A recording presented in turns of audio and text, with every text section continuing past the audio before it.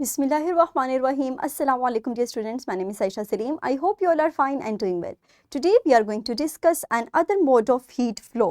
आज के लेक्चर के अंदर हम अपने second mode of heat flow को discuss करेंगे under the previous SLO in which we construct the concept of heat, conduction, convection and radiation with reference to the particle theory including daily life examples. So dear students, अपने lecture को हम start करते हैं और आज के lecture के अंदर हम अपने second mode of heat flow को डिस्कस करने जा रहे हैं जो कि है कन्वेक्शन. हम जानते हैं कि अगर हम पार्टिकल्स की बात करें तो in solid due to the strong attractive forces the particles are at the fixed position, they only vibrate.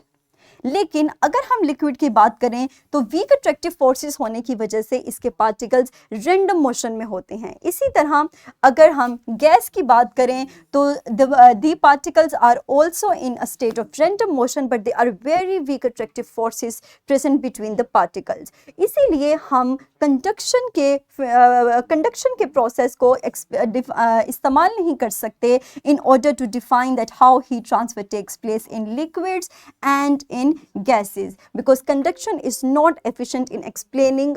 इसीलिए हम एक और प्रोसेस को एक्सप्लेन करते हैं and that process is convection. तो हमारे पास लिक्विड में और गैस स्टेट में हीट ट्रांसफर को एक्सप्लेन करने के लिए जिस प्रोसेस का हम इस्तेमाल करेंगे that is convection. Dear students, convection के केस में हमारे पास ना सिर्फ थर्मल एनर्जी बल्कि पार्टिकल्स भी मूव करते हैं from the hotter region towards the colder region. आप ऑब्जर्व कर सकते हैं इसीलिए कि हमारे पास थर्मल एनर्जी के साथ साथ पार्टिकल्स भी मूव कर रहे हैं एक रीजन से दूसरे रीजन की तरफ. And this flow of particles during the convection is known as convection current. Further हम इसी तरह कन्वेक्शन को डिफाइन करेंगे कि the flow of heat by the movement of particles from the hotter region towards the colder region. And keep in mind that the either the liquid or the gas when they are warm being less dense they rises upward. इसी तरह अगर हम cold particles की बात करें तो ज़्यादा tense होने की वजह से दे सिंक्स.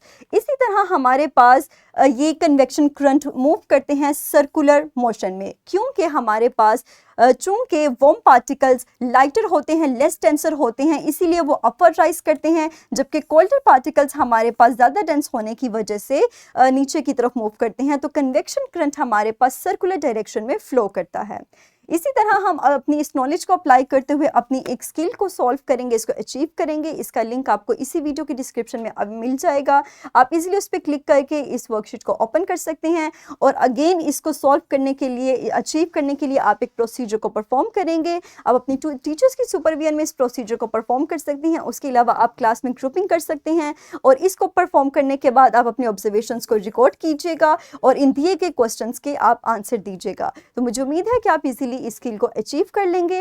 नेक्स्ट हम मूव करते हैं अपनी वर्कशीट की तरफ. इसका लिंक भी आपको इसी वीडियो के डिस्क्रिप्शन में दिया गया है. आप वहां पे क्लिक करके इजीली इस वर्कशीट को ओपन कर सकते हैं. सो डियर स्टूडेंट्स, जल्दी से अपनी वीडियो को पॉज कीजिए और इस वर्कशीट को सॉल्व करें. Very good. So that's all about today's lesson. मुझे उम्मीद है कि आपको ये लेक्चर क्लियर हो चुका होगा. इंशाल्लाह अपने अगले लेक्चर के अंदर हम अपने last mode of heat flow को डिस्कस करेंगे that is radiation. So dear students, तब तक अपना ख्याल रखिएगा. Thank you very much and अल्लाह हाफिज़.